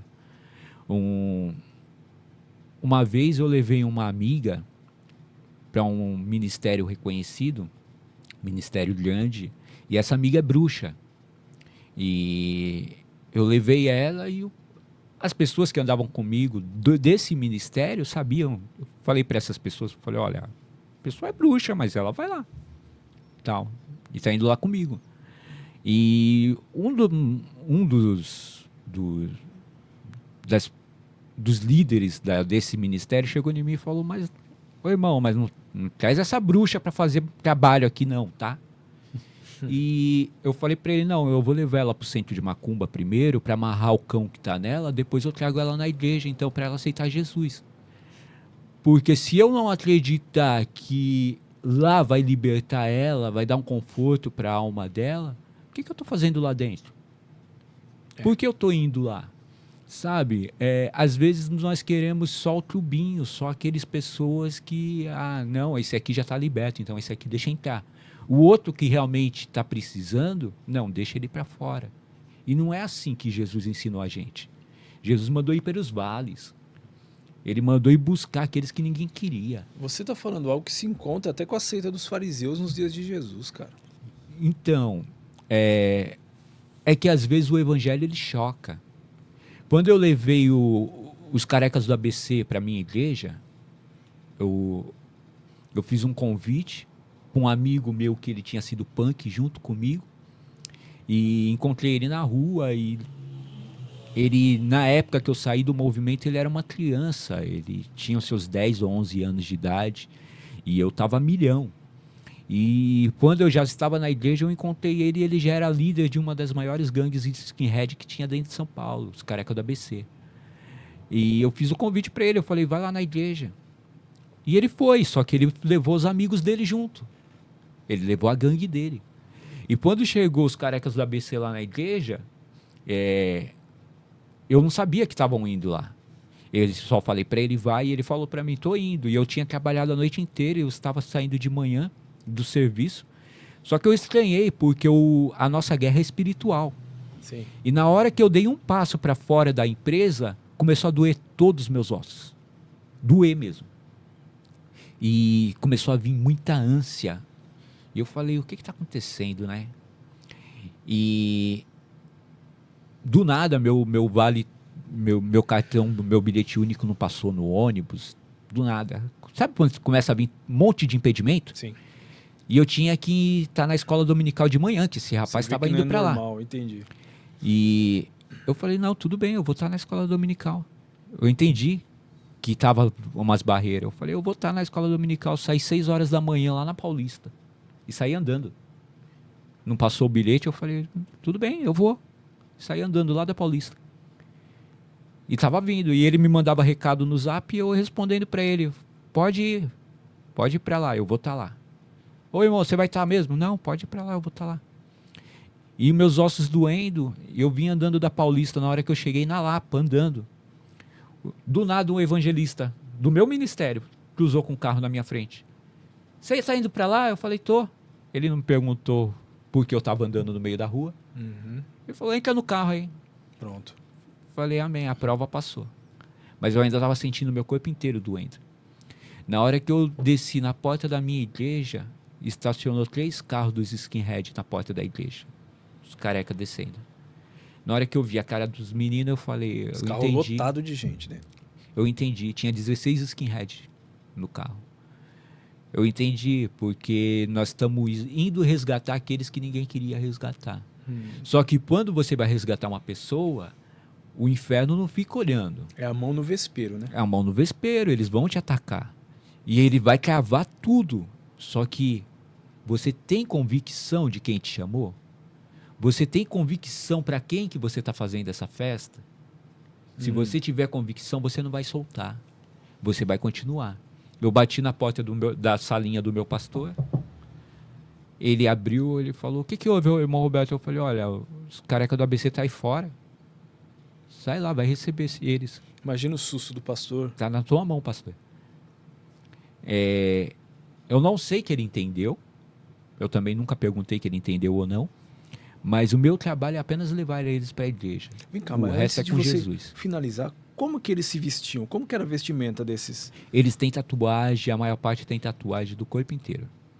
Aqueles alargadores que Não, falam. Não tem não. esse grupo de pessoas. Não. Os carecas, eles cultuam muito a tatuagem, E a roupa é diferente. o músculo, Hum, eles cultuam muito saúde. Geralmente são pessoas grandes, sim. não bebem, não fumam. É automático, você vai entrar para eles, você vai praticar algum esporte. E então assustam pelo tamanho. É automático você saber brigar, porque você tem que saber se defender na noite. Independente que você for homem ou mulher, você tem que saber brigar. E tem muita mulher nesses grupos, né? Algumas, Mas tem. mas tem. Por ser uma gangue e ter muita violência, tem algumas meninas não ficam. Entendi. Mas quem fica sabe brigar, sabe se defender. Meu Deus, imagino. Qual é a missão? Vamos dizer assim, a missão... Não existe outra missão senão uma da Igreja de Cristo, desde quando foi fundada pelo próprio Cordeiro, pelo Cristo, ok? Inaugurada em Atos 2. Mas qual seria a missão, me entenda, final? Por que missão final? Porque parece que a visão está extraviada do que é, de fato, a missão. Então, seria o que a missão final? Congressos, conferências? A missão final da igreja seria culto na praça pública? Qual seria uma missão final para a igreja? Irmão Rudy, a visão ela se perdeu, mas ela não se perdeu de missão. A visão ela se perdeu de salvação. A visão ela está perdida a nível de igreja Então brasileira. é pior ainda, não é? Porque Não é, Marcos? se você começar a analisar, nossos cultos, eles acabaram virando um clube. Nós só fazemos festas para nós. Quando você fala, mas o culto foi uma benção, é que o pregador, ele pregou, teve uma eloquência, pregou bem, alguns deram glória a Deus, teve um batismo com o Espírito Santo, glória a Deus por isso, que benção, mas não teve salvação. Ninguém aceitou Jesus, porque nós não fizemos o convite para ninguém lá de fora. Se tivesse feito, alguém teria se convertido. Ora, se não fez é porque não saíram. Foi uma Falando do festa. Cristo. E se foi uma festa, nós estamos distorcendo aquilo que Jesus ele mandou, porque era para ir e anunciar Cristo. Existem duas igrejas, irmão Rudy. Existe a igreja livre e a igreja salva. E a igreja perseguida. É duas igrejas, quando você começa a analisar a nível mundial. Nós somos a igreja livre. Você pode pegar sua Bíblia e entrar em qualquer local, ir em uma praça e pregar o evangelho, não vai acontecer nada com você. Aqui no Brasil, talvez na Europa, Estados Unidos, mas se você ir para a igreja perseguida, se você pegar a janela 1040, se você for pego com uma folha de uma Bíblia, você morre. Sua família é presa. Então, existem duas igrejas. Será que a igreja livre está preparada para um dia se tornar a igreja perseguida? Pergunta que não quer calar. Porque a missão final, ela vem disso. Um dia nós vamos ser a igreja perseguida. Sim. Nós somos livres hoje para nós sustentar a igreja perseguida. Isso é missão. Você tem muito hoje com abundância para você poder orar. E eu não digo nem só a parte financeira. Você tem muito com abundância em leitura, em cultura, em teologia, para você poder sustentar a igreja perseguida lá fora que não tem nada. A igreja lá fora que está sendo perseguida só tem Cristo. Ela só tem a salvação dela. E mesmo assim, às vezes com uma folha de uma Bíblia que alguém pregou para ela. Porque ela não pode ser pega com uma Bíblia inteira. Sim. Então, nós temos por obrigação sustentar esses que estão sendo perseguidos lá fora. E se essa perseguição um dia chegar aqui dentro? Porque o Evangelho, da mesma forma que Jesus falou para o Evangelho e de pregar a todas as nações, existe uma jihad também que está falando para ir tomar todas as nações à força. Sim. E nós temos mania de aquilo que nos incomoda, nós fingimos que não existe. Só que eu fingir que não existe uma jihad não vai mudar o fato dela existir. Verdade. Eu fingi que não está chegando extremistas e tomando países inteiros, não muda o fato que aqui em São Paulo, no interior de São Paulo, há 2 semanas atrás, a Polícia Federal pegou um rapaz que tinha um braço com o Estado Islâmico. Verdade. A Federal só esperou ele comprar as bombas. Na hora que ele comprou o material para montar as bombas, a Federal pegou ele. Mas se ele está, será que ele está sozinho? E se ele está neste ponto, quanto tempo que vai demorar para começar a aparecer outros? E será que a igreja está preparada de um dia um desses poder assumir um poder? Será que um dia um desses assumindo o poder, nós estamos preparados para viver uma perseguição? Então, tem muitos pontos. E a igreja foi chamada para resistir. Só que será que nós vamos resistir no dia que acontecer alguma situação? Marcos? É interessante essa fala aí, porque a gente tem diversos irmãos que pregam, que são inspirados, mas eles usam um texto de forma errônea, que a gente diz assim, ai daquele que tocar nos ungidos. Mas aquela palavra, ela foi direcionada para Israel. Porque se fosse direcionada para a igreja, não teria o próprio Cristo dizendo, vocês vão ser perseguidos. Verdade. Então, se a gente parte Senão desse entraria em princípio que né? a gente acaba se perdendo. Fala, mas o fulano lá se levantou contra o ciclano, agora, ai daquele que tocar no ungido. A igreja brasileira vai passar por esse fato da perseguição, e muito forte. Então, porque a irmão gente Matos, tem muito benefício. mas tocaram no nosso Cristo. Aí daquele, tudo bem, mas não muda o fato mas que vão tocar. O Cristo é um ungido ali, o Cristo, no caso, já é outra situação da unção, né? Mas eu falo o sentido da gente usar um texto bíblico para querer nos defender, sendo que a perseguição vai chegar. Vai chegar. Vai chegar. Não adianta correr. E ela pode vir em diversas vertentes. Ela pode vir da área política, ela pode vir mesmo da área religiosa. Porque a gente não sabe, aqui no Brasil, a gente está vivendo uma época que os golpes estão vindo de todo lado. Verdade. A gente vê os escândalos crescendo aí na parte religiosa, não somente no meio evangélico, mas em diversas religiões, os escândalos acontecendo. Aí nós vemos escândalos na política. Então a gente não sabe de onde pode vir a perseguição, mas só que a gente tem que estar preparado. Porque a gente não sabe o dia de amanhã, aí a gente vai ficar querendo tirar o nosso corpo de cena para poder fugir de uma perseguição que vai acontecer. Igual eu estava dizendo para minha namorada esses dias, analisando uma profecia que surgiu aí, e dizendo para ela a respeito da situação de pessoas mentirosas, caluniadoras, que jogam, que estão na igreja. Isso é normal, irmão. Tem pessoas que estão travestidas de crentes ali. Só coloca o terno e a gravata, mas sai um monte de coisa por aí, entendeu? Então a gente não pode querer tirar o nosso corpo fora de uma situação que vai ocorrer. Porque o evangelho no Brasil, aqui é muito fácil, mano. Eu tenho amigos que já foram para fora do país ministrarem a palavra de Deus como missionários e tal. E a gente vê a dificuldade que eles têm quando eles chegam lá. O pastor Roberto sabiamente falou que é a respeito da cultura, comida e tal.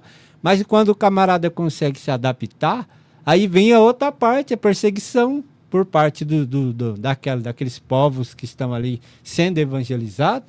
E aí você vai ter dificuldade com eles, porque eles vão começar a perseguir, porque eles já têm uma mentalidade que foi formada em uma outra religião, podemos assim dizer.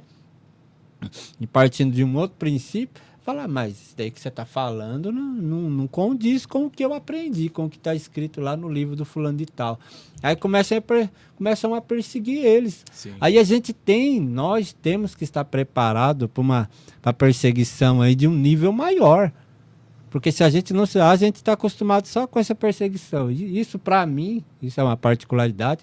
Mas a perseguição que a gente passa no Brasil não é uma perseguição, irmão. Não é nada relevante perto do que os povos passam no mundo. Que um amigo meu perguntou para mim esses dias a respeito do amor que a gente tem por Deus e a respeito da perseguição. E eu falei para ele assim, se a gente fosse colocar na balança a perseguição que a gente enfrenta para manifestar o amor que nós temos por Deus, está perdido. A gente nunca iria amar a Deus por causa da perseguição que a gente passa. Que a nossa perseguição, se você tem uma mentalidade firme, forte, fundamentada na palavra, e você parte de um princípio aí de uma perseguição, vamos colocar uma perseguição psicológica, você vence facilmente. Se você é um camarada que tem sangue no olho, não tem medo de morrer por amor a Cristo, e alguém vem perseguir o seu corpo, você passa com maestria. Então, qual é a perseguição que nós passamos? A gente chega à conclusão que a perseguição que a gente passa é muito pequena em relação ao que os nossos pais, nossos patrícios passaram. Sim. Até a perseguição, no caso de Jesus, a perseguição que Jesus passou. Nós não passamos nem 1% do que Jesus passou. Então, é uma coisa que nós temos que pensar, sim, logicamente, porque eu acredito que antes do arrebatamento da igreja, vai ter muita coisa ainda para acontecer. Então, a gente tem que estar preparado para essas situações. E uma das situações é a perseguição. E nós temos que se preparar para ela. Verdade. No mundo nós temos aí Oriente Médio e África, uma boa parte da África. Temos o Boko Haram, seitas islâmicas como sendo ela também uma. Também. Nós temos a Al-Qaeda, nós temos o Estado Islâmico.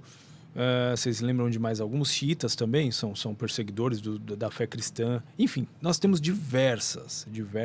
O Roberto talvez lembre depois alguns nomes, pode me interromper aqui. Agora vem cá, com base nessa questão do extravio da visão missionária, por que o evangelho caminha dentro das igrejas sem urgência? Vocês entendem essa pergunta? Por que o evangelho caminha sem urgência dentro das igrejas? Porque parece que está tudo bem. O mundo está acabando, irmão. E olha o momento que a gente está hoje aqui em São Paulo, capital, que nós estamos vivendo. Não precisa falar a época que nós estamos. Mas o mundo está acabando à nossa volta e a igreja está fazendo o quê? Parece que o evangelho está caminhando sem urgência alguma dentro das igrejas. Porque se o evangelho tem uma urgência de ser pregada, cadê a igreja que não aparece? Mas é uma distorção de visão. Se eu acostumei a fazer festas e viver de eventos, então, se o evento estiver bom, Jesus visitou o evento e deu tudo certo. E vamos nos preparar para a próxima festa. Vamos nos preparar para o próximo evento. Eu vou convidar a igreja do irmão Hudson, eu vou convidar a igreja do irmão Marcos. Deus vai visitar a igreja, todo mundo vai falar em mistério, todo mundo vai sair cheio da presença de Deus. Eu vou voltar para os meus afazeres em casa e está tudo certo. E se Deus estiver prosperando os meus caminhos, quer dizer, se eu tiver um bom emprego, se eu tiver um bom salário, Deus tenha me abençoado. Então, está tudo certo. Para que eu vou mexer nisso? Já ouviu falar no mundo que time que está ganhando não se mexe? Sim. Se Deus está abençoando minha vida, para que eu vou mexer em ferida, em caso de maribondo, de falar em alguma coisa lá na África, lá que Deus não está abençoando lá o pessoal está morrendo de fome. Então Deus não está lá, Deus está aqui. Deus está aqui. Se eu colocar pelo lado de Deus ele abençoar, a partir do momento que eu tenho uma vida financeira boa, estável, meu país tem uma condição financeira boa. Então, sim, Deus está aqui. Sim. Então, eu não preciso mexer na onde que Deus não está. Sim, verdade. Se tem perseguição na Ásia, Deus não está lá. Deus está aqui. Se tem nego passando fome na África, Deus não está lá. Deus está aqui. Então, vamos continuar fazendo festa, vamos continuar nessa visão que nós temos, que nós estamos no caminho certo. Sabe? Então, esta é a situação que se perdeu. E isso deveria voltar. No passado, quando nós começamos a ver alguns missionários que surgiram, algumas igrejas foram responsáveis por esses missionários que surgiram. Por quê? Porque o irmão aceitava Jesus, ele era automaticamente enviado para um curso teológico, um seminário. Foi no caso do livro, não sei que vocês já chegaram a ler, o livro A Cruz e o Punhal, quando Nick Cruz ele aceita Jesus, ele sai do meio de umas gangues e aceita Jesus, ele é enviado para um seminário. A igreja paga. Sim. A igreja paga esse seminário para Nick. E Nick ele começa a crescer na graça e no conhecimento dentro desse seminário. Ele é batizado com o Espírito Santo dentro desse seminário. Ele sai desse seminário já casado e vai fazer a obra de Deus. Verdade. Cuidaram dele antes. Hoje nós somos lançados. E somos lançados se você quiser ir por um caminho que a igreja não quer ir. Se você começar a andar na contramão. Por quê? Nós estamos te mostrando que você vai ser um bom obreiro se você fizer ótimas festas para nós mesmos e cuidar da nossa comunidade. Agora, você está falando de ir lá para a África, então você está por conta. Sim. Você começa a ir no caminho inverso. E, de repente, de tanto que você insistir, você é lançado. Só que eu não tenho dinheiro para me colocar nessa situação, então você vai ser esquecido lá. Mas porque você quis ir para lá. Sim. Eu vou te mandar o dinheiro da passagem. Você vai para lá, mas olha, lá Deus, é você e Deus. Deus se vira com você lá. Sabe? É esquecido. O problema é que nós estamos indo na contramão. O Evangelho, ele te mostra uma direção. E a direção que o Evangelho te mostra é missões. Paulo foi um missionário. Estevão foi um missionário. Estevão, ele continuou pregando sabendo que ele iria morrer. Sim. Ele pregou até a morte. Ele sabia que o final daquela pregação dele não ia dar bom. Muitos de nós não teria entrado naquela pregação. Muitos de nós, só de olhar para aqueles que estavam assistindo a pregação, teria parado essa pregação no começo. Vai dar ruim, essa pregação vai dar ruim. Mudaria o sermão. Mudaria o sermão. Por quê? Tem sermões que nós analisamos já falando assim, não é bom esse sermão. Eu vou pregar um sermão que a igreja quer ouvir. Eu vou pregar um sermão que eu vou ser aceito. Só que nós não fomos chamados para ser aceito. Nós fomos chamados para ele nos aceitar. Para ele. As pessoas não querem pregar e serem rejeitadas.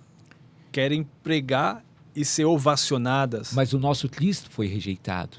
Nunca foi... E Jesus falou que da mesma forma que ele foi perseguido, nós seríamos perseguidos. E você lembra, quando ele foi ovacionado, quando ele entrou na sua entrada triunfal, sentado numa jumentinha, os mesmos que ovacionaram foram os que pediram para crucificá-lo diante de Pilatos. Mas quando ele foi recebido, que era para ele ser levado como rei, ele saiu. A Bíblia mostra que ele saiu, justamente. Para não ser recebido como rei, ele se ocultou. A Bíblia fala que ele se ocultou.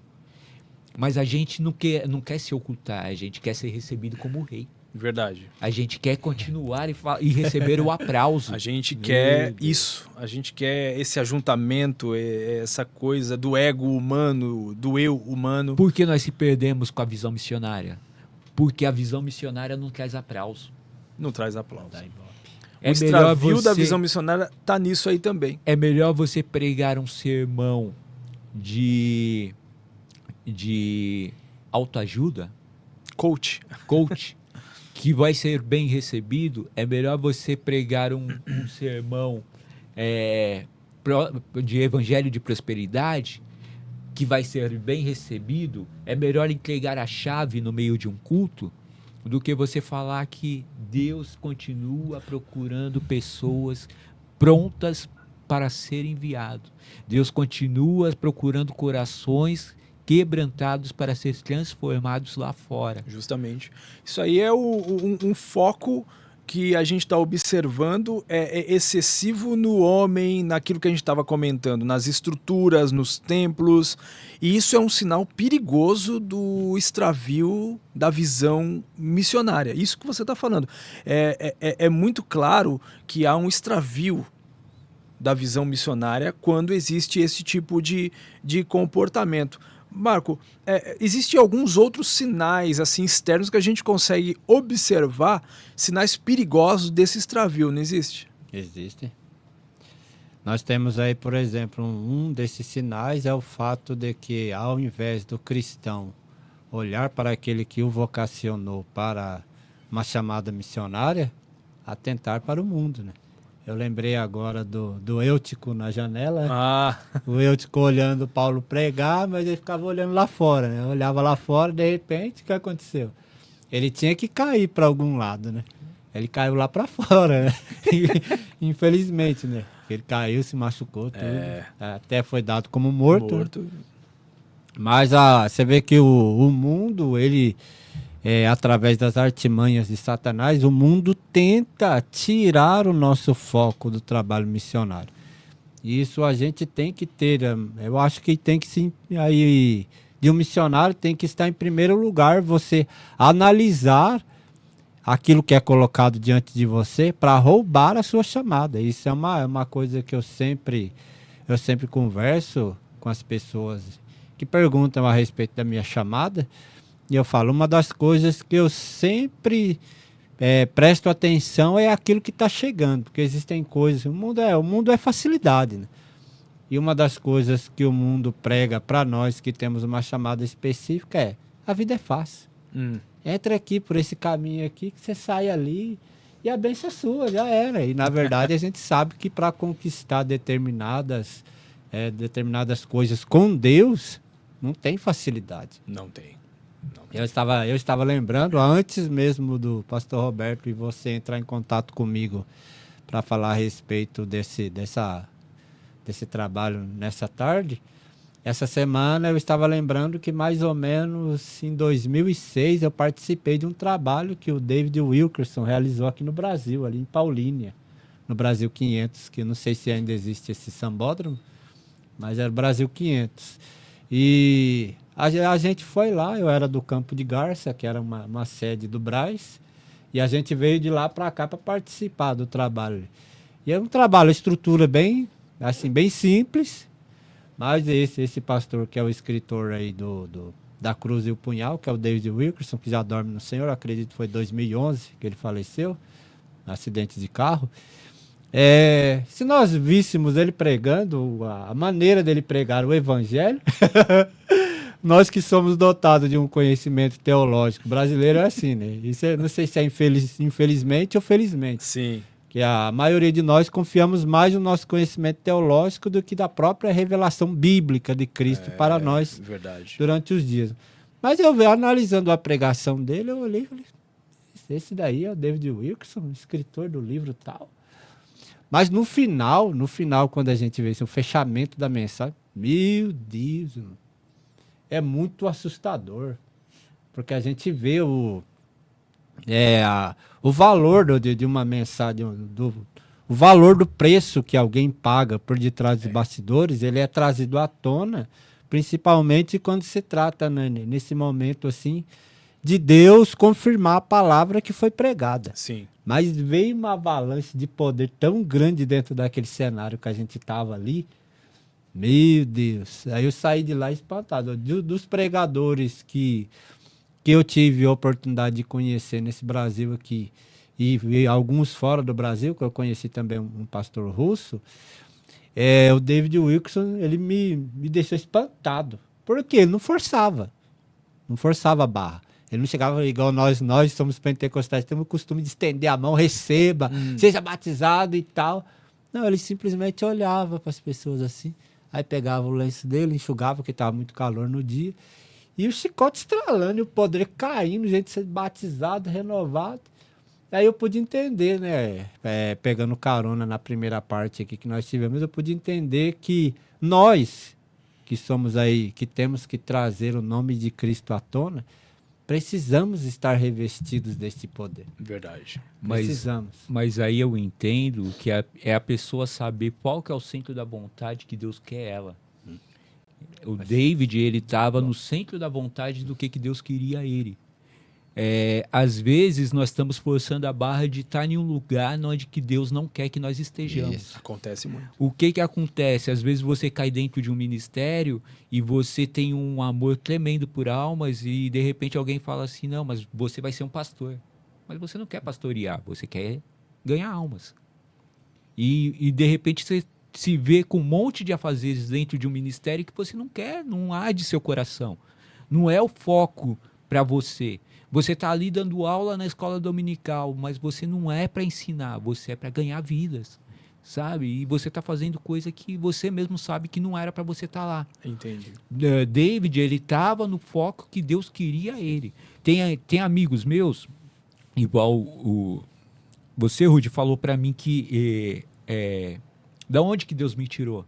Mas tem amigos meus que você ainda não conheceu, mas saiu do mesmo caminho. E tem o Vanderlei, ele se encontra hoje em missão. Ele era careca do subúrbio. O Maurício foi enviado como missionário. Era careca do subúrbio. Sabe? Eles já entenderam e se apresentaram e se enviaram. A Bíblia fala que aquele que muito foi perdoado, ele muito amou. Eu vim de um mundo onde que nós fazíamos acontecer. Desde os meus 11 anos de idade, eu aprendi a fazer acontecer, não esperar pelos outros. Ir lá e colocar a mão e fazer. Então, é muito fácil você ver uma pessoa que saiu de uma gangue ou uma pessoa que foi muito ativa lá fora, ela vai chegar no meio do evangelho, ela não vai ficar esperando acontecer aquele bolver, aquela cena para ela ir se lançar. Ela vai se lançar, no meio do caminho ela vai descobrir como que ela faz. No meio do caminho ela vai tropeçar, vai errar, vai chorar, mas ela vai descobrir como ela faz. Porque ela vai se lançar para estar no centro da vontade que Deus quer para a vida dela. Independente de quem vai ajudar, de quem que não vai ajudar, ela vai se lançar. Por quê? Porque ela sabe que ela foi muito perdoada. Sim. Ela sabe o que ela fazia no passado. Eu não media esforços para mim ajudar um irmão de gangue. Era muito fácil, eu tenho nome até hoje no meio das gangues, porque era muito fácil eu sair de São Paulo e parar lá no Paraná para ajudar um irmão. Ah, mas tem uma briga lá, então nós vamos brigar, nós vamos ser presos lá no Paraná junto. Você no morrido, eu já vejo uma intervenção divina muito forte. Mas nós vamos. Então, só de você, quando você começa a lembrar que era fácil você sair daqui para você ir lá no Paraná, ajudar um irmão de gangue, que geralmente era um irmão de gangue, tá? Não significa que eu tinha vínculo com ele. Sim. Às vezes, só dele vestir a mesma camisa. Eu não era um amigo que andava 24 horas comigo. Ele vestia a mesma camisa. Então, eu ia lá ajudar ele. Agora, dentro do evangelho, são pessoas que eu convivo, mas eu não ajudo. Não estendo a mão. Sim. Por quê? Porque eu fico esperando vir uma ordem do alto. Eu fico esperando alguém me mandar. Jesus não me chamou para isso. Jesus já deu a ordem do alto. Se meu irmão está passando fome, eu tenho por obrigação servir ele. Sim. Se meu irmão está passando uma necessidade, eu tenho por obrigação servir ele. Se meu irmão precisa de oração, eu não preciso perguntar para o meu irmão que ele precisa de oração, preciso orar. Sim. E a gente fica esperando. Por isso que a igreja não avança. Porque nós ficamos esperando Jesus mandar aquilo que ele já mandou. Não vai vir um anjo do alto. Não vai cair um raio lá de cima. Nós ficamos esperando vir o céu descer para poder mandar aquilo que ele já mandou. A Bíblia já mandou. E de pregar. E de ajudar. E de estender a mão. Eu preciso estender a mão. Se Deus me deu condições, a Bíblia fala que aquele que sabe fazer o bem e não faz, ele peca. Se Deus me deu condição para me ajudar meu irmão e eu estou vendo meu irmão passar fome, o que eu estou esperando para mim ir lá e comprar um prato de comida para ele? Que anjo que vai descer lá? Que eu tenho condições, é só eu entrar no mercado. Hoje tem aplicativo, eu não preciso nem entrar no mercado. Já manda direto. Eu só colocar o endereço do irmão, Já eu faço uma lá. compra e mando entregar lá, eu não preciso nem ir lá. Verdade. Mas eu tenho condições e eu não faço. Por quê? Porque nós perdemos a visão. E nós perdemos a visão dentro de nós não perdemos a visão missionária fora. Nós perdemos dentro de nós. A nossa identidade, ela está corrompida. A nossa identidade, ela tem que ser reavaliada. Porque se Deus me deu condição, se eu posso fazer e eu não estou fazendo, tem alguma coisa de errado comigo. Sim. Eu tenho que voltar, rever meu conceito e ver realmente, eu ainda sou salvo, eu ainda sou de Cristo. Tem um irmão nosso de gangue, o Bandeiroso, ele saiu dos careca do subúrbio também. Foi um dos careca mais conhecidos que teve no bairro da Freguesia do Ó. E o Bandeiroso não tinha nada na cabeça, ele era 13. Para você ter uma ideia, o Bandeiroso um dia subiu em cima de um barranco e falou para um amigo dele, Você vai tirar foto, eu vou subir lá em cima, você vai tirar foto daqui de baixo. Eu quero essa foto. Se eu pular e você não tirar essa foto, depois eu pego você. Ele pulou, quebrou as 2 pernas, mas a foto estava lá. Para você ter uma ideia de que nível que esse camarada era. E ele se converteu. Ele saía batendo de casa em casa dos membros das gangues, pregando o evangelho. Ele ia na galeria do rock, ele colocou... Quando eu me converti, ele já estava convertido. Eu vi esse camarada colocar mais gente para correr do que quando ele era de gangue. Porque ele subia com a Bíblia embaixo do braço, na galeria do rock, e o pessoal falava, lá vem o Bandeira. E ele chegava lá e ele falava assim, só vim orar por você, eu só vou orar por você. E ele orava. No meio da galeria do rock, no meio de um monte de ateu, um monte de doido, um monte de macumbeiro. Ele orava, sem vergonha nenhuma. E ele levou muitos dos amigos que andavam nas gangues com ele para dentro da igreja dele. Ele foi um dos pastores da Zadok. Não sei se vocês ouviram falar. Sim, eu conheci a Zadok. Ele foi um dos pastores da Zadok. Daquele jeito doido dele. Só que ele sabia de uma coisa. A quem muito foi perdoado, muito amor. Muito amor. Queridos amigos, quero agradecer. Lógico, você ainda vai ter uma consideração final e tem um tempinho para você falar. Agradecer desde já ao nosso missionário Roberto Joaquim. As horas passam rápidas, passa rápido demais. E agradecer ao meu amigo presbítero Marcos Santos. Que Deus abençoe vocês. Meu, que conversa maravilhosa aqui, sem hipocrisia alguma. Muito bom, um bate-papo maravilhoso.